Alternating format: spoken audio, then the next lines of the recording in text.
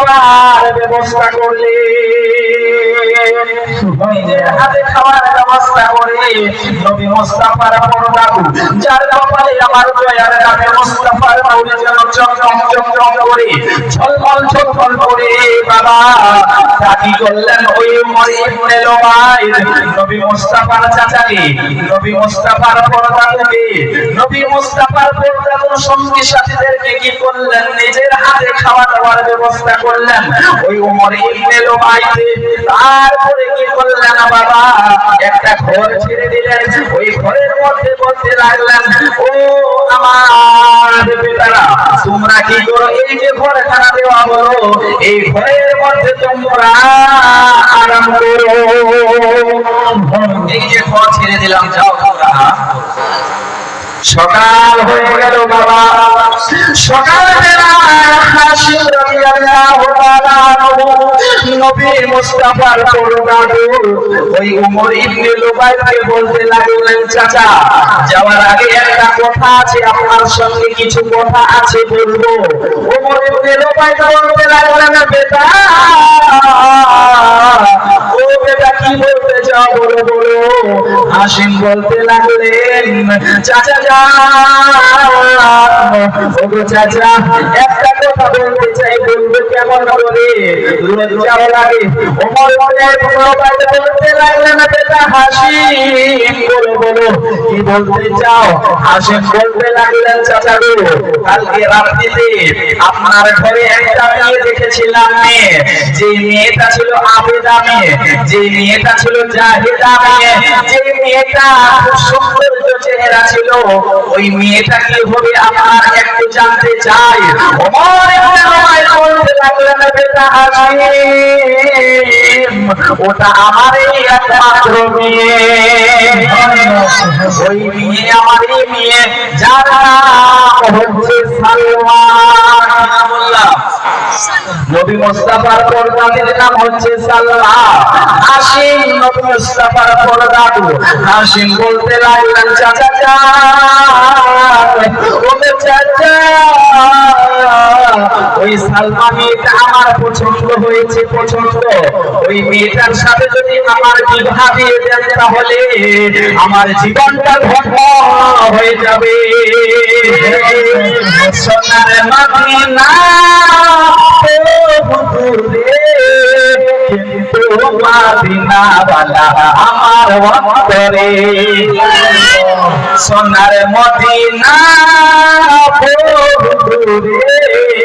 কিন্তু মদিনাওয়ালা আমার অন্তরে আর আমার অন্তর জুড়ে মদিনা আছে রে আমার অন্তর জুড়ে মদিনা আছে রে ওই মদিনা কেমনে যাবো মন মানে না রে ওই মদিনা কেমনে যাবো মন মানে না রে হাসিম রাদিয়াল্লাহু তাআলা বলতে লাগলেন চাচা ওই সালমা আপনার মেয়েকে আমি বিয়ে করতে চাই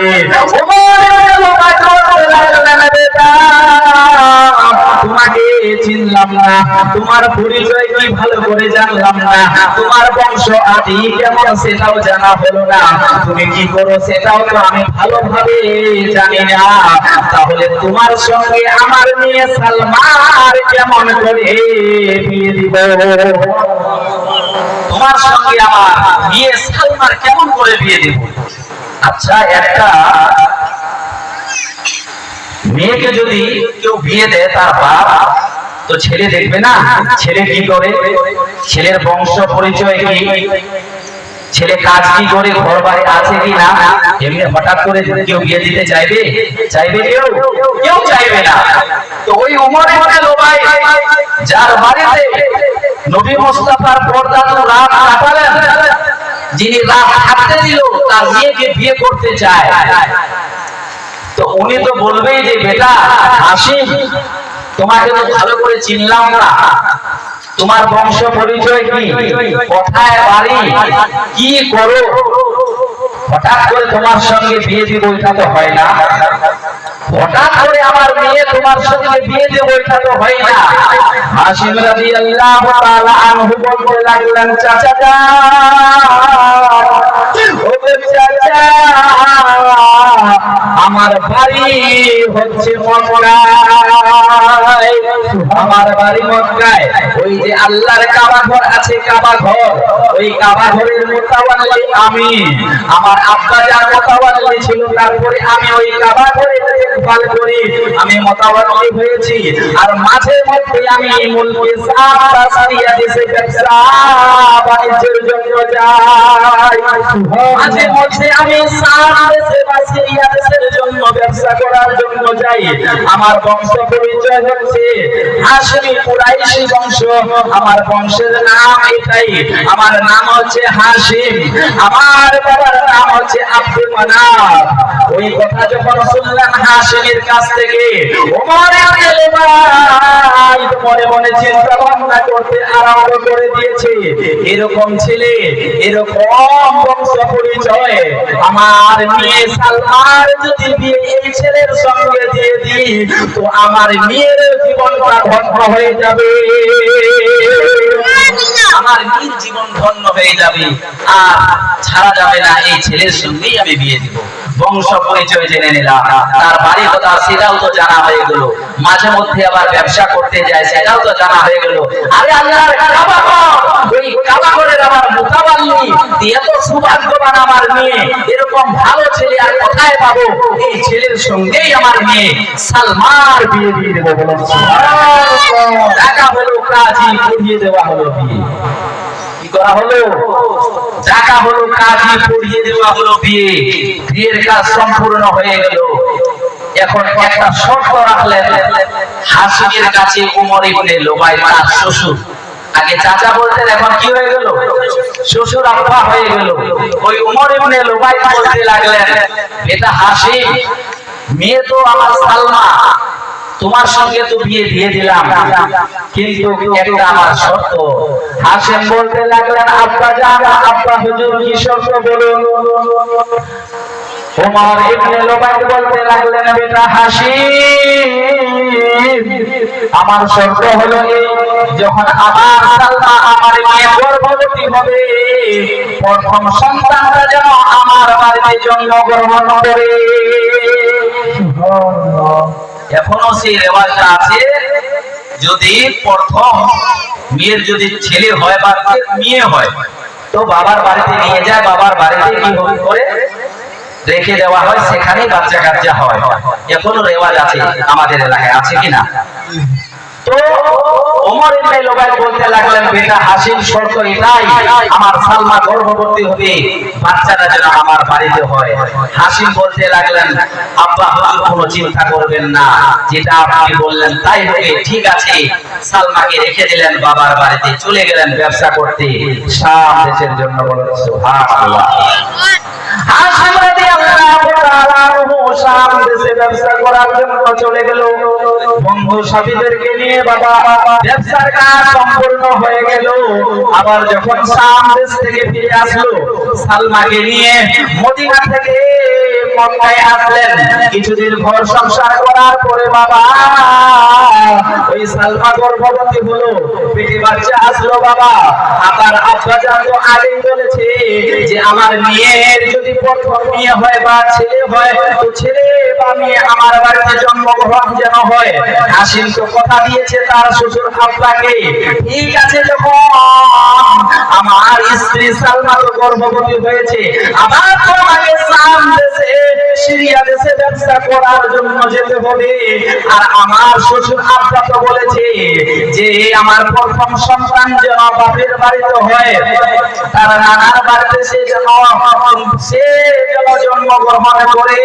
হাশিম বলতে লাগলেন, সালমা, ও সালমা, চলো চলো, চলো যাই, আমি আবার আমাকে ব্যবসা করার জন্য শাম দেশে সিরিয়া দেশে যেতে হবে। চলো চলো কি করি, তোমাকেও আমি তোমার বাবার বাড়িতে রেখে দিয়ে আমি শাম দেশে সিরিয়া দেশের জন্য ব্যবসার উদ্দেশ্যে চলে যাব। দেশে ব্যবসার জন্য চলে যাব। সালমা কথা দিয়েছি, কথা তো রাখতেই হবে। নিজের স্ত্রীকে নিয়ে বাবা ওই সালমা রাদিয়াল্লাহু তাআলা আনহাকে নিয়ে যেন কি করলেন, আবার যেন মক্কা থেকে রওনা হয়ে গেল বাবা, মদিনায় পৌঁছে গেল। নিজের বাবার বাড়িতে রাত কাটালো, সালমাও রাত কাটালো, হাশিম রাদিয়াল্লাহু তাআলা আনহু উনিও রাত কাটালেন।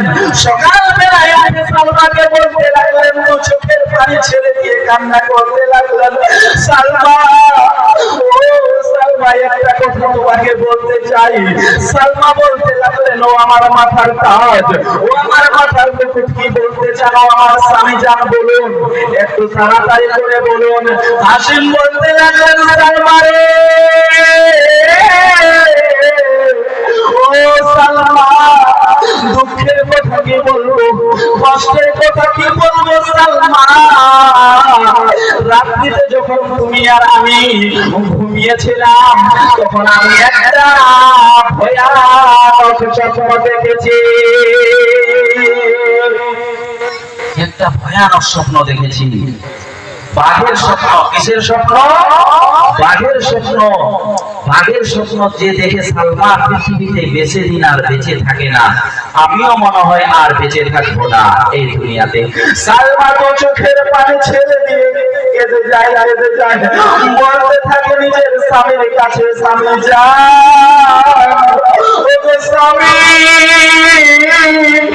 ওগো আমার মাথার তাজ, ওগো আমার মাথার মুকুট, আপনি এরকম কথা বলিয়েন না।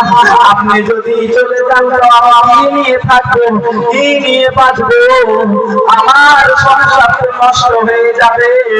আপনি এরকম কথা বলিয়েন না। ওগো আর সোমগো আমার স্বামী, কি এমন স্বপ্ন দেখেছেন বলুন একটু দয়া করে। সালমানের বাঘের স্বপ্ন দেখেছি। তুমি আর আমি যখন ঘুমিয়েছিলাম আমি দেখতে পেলাম কি, তুমি আর আমি ওই স্বপ্নের মধ্যে একটা বাগানের মধ্যে ঘোরাফেরা করতে আরম্ভ করেছি। ওই বাগান ছিল ফলে ভরা, ওই বাগান ছিল ফুলে ভরা, ওই বাগানের মধ্যে নহর চলছিল, নহর, নহরের পানি এত সাদা, দুধের চাইতে বেশি সাদা।